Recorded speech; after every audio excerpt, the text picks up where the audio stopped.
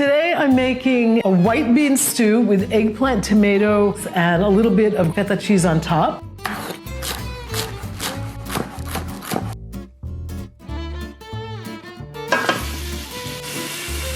We're really just looking to soften up the onion and celery, and I have this on very high heat, so it's only going to take a few minutes.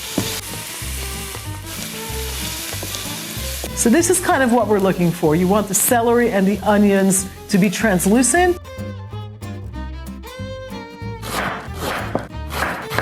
You might have to replenish the olive oil because the eggplants will absorb olive oil like crazy.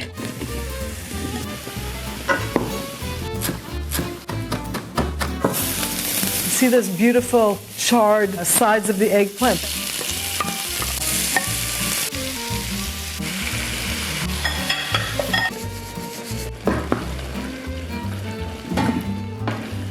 That looks great.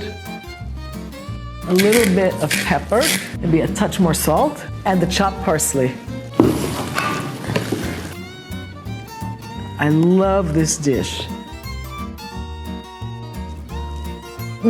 Please tell me this looks delicious. It's just got everything that makes for a good, healthy, main course, plant-based dish. I love it.